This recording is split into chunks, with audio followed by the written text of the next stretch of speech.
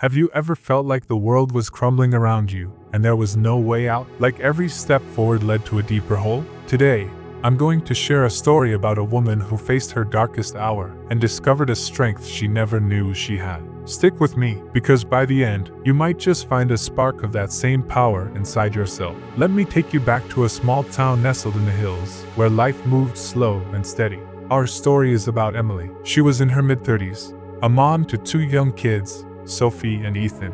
Emily worked as a teacher at the local elementary school. She loved her job, shaping little minds, seeing their eyes light up when they learned something new. Her husband, Michael, was a mechanic, and together they had built a cozy home filled with laughter and weekend barbecues. Life wasn't perfect, but it felt solid. Emily woke up each day with a sense of purpose. She was the glue that held everything together, the one who packed lunches, helped with homework, and still found time to volunteer at church.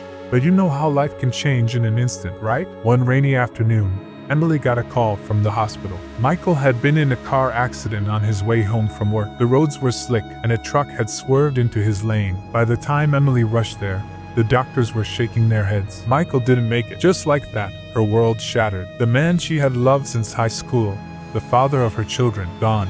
Emily stood in that sterile hallway, holding Sophie and Ethan close, feeling like the ground had vanished beneath her feet. The days that followed blurred into a haze of grief. Emily tried to keep it together for the kids. She smiled through the funeral, answered questions from well-meaning neighbors, and somehow got everyone fed and to bed each night. But inside, she was breaking. Nights were the worst, lying awake, staring at the empty side of the bed, wondering how she'd ever fill the void. Money started to become a worry too. Michael's life insurance helped a bit, but bills piled up. Emily's teaching salary wasn't enough for everything. She cut back on extras, skipped meals to make sure the kids ate well, and even sold some of Michael's tools to pay the mortgage. As weeks turned into months, the struggle deepened. Emily's boss noticed she was distracted in class. Kids would ask why she seemed sad, and she'd brush it off with a forced smile. Then came the health issues. The stress took a toll: headaches, sleepless nights, and a constant ache in her chest. One morning, she collapsed in the kitchen while making breakfast. The doctor said it was exhaustion, maybe even the start of something more serious like anxiety or depression. He prescribed rest and pills. But how could she rest? Who would take care of the kids? Who would pay the bills? Emily felt trapped in a cycle of despair. She started isolating herself. Friends called, but she let the phone ring.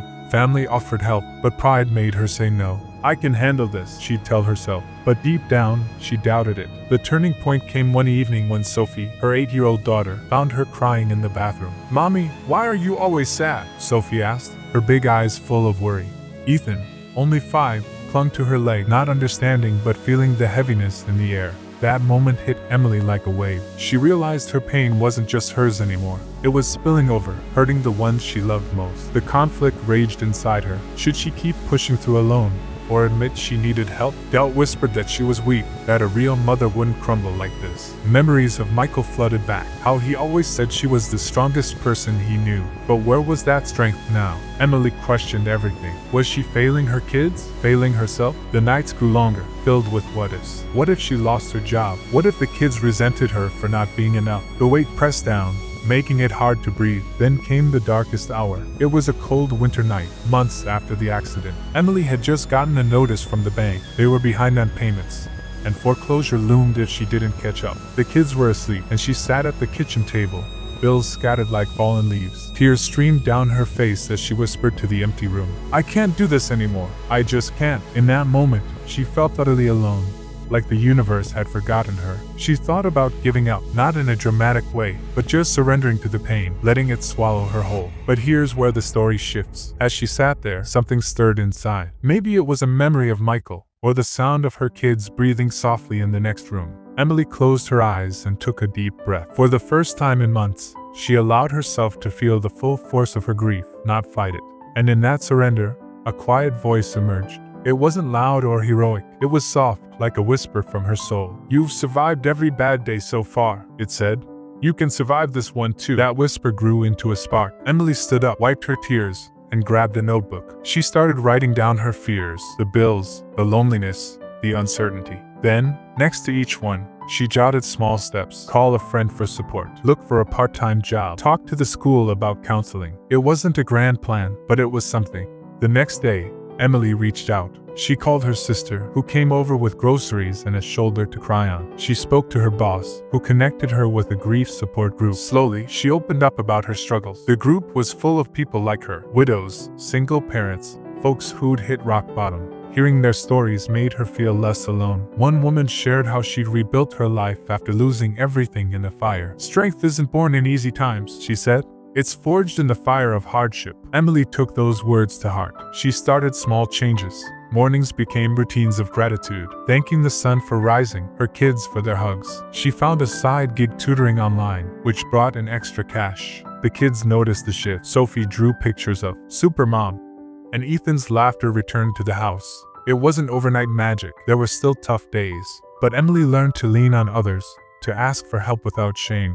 Months later, the house was safe from foreclosure. Emily got a promotion at school, recognizing her resilience. But more than that, she found peace. She started a small blog, sharing her journey anonymously at first, then openly. People reached out, saying her words gave them hope. "Your story saved me," one message read. Emily realized her darkest hour had uncovered a secret strength, not superhuman power, but the quiet courage to keep going, one step at a time. And that's the heart of this tale, my friend. Life will throw curveballs that knock you down. You might feel broken, lost in the shadows, but in those darkest hours, that's where your true strength hides. It's not about being unbreakable. It's about piecing yourself back together with grace and grit. Think about your own life for a moment. What's your darkest hour been? What if, right now, you're on the verge of discovering that same secret strength? Remember Emily's whisper, "You've survived every bad day so far. You can survive the next one too." Carry that with you. Let it inspire you to reach out, to take that small step. Because on the other side of struggle is growth, hope, and a version of you that's stronger than you ever imagined. If this story touched you, hit that like button, subscribe for more tales that lift your spirit, and share it with someone who needs a reminder of their inner power. Until next time, keep believing in yourself. You've got this.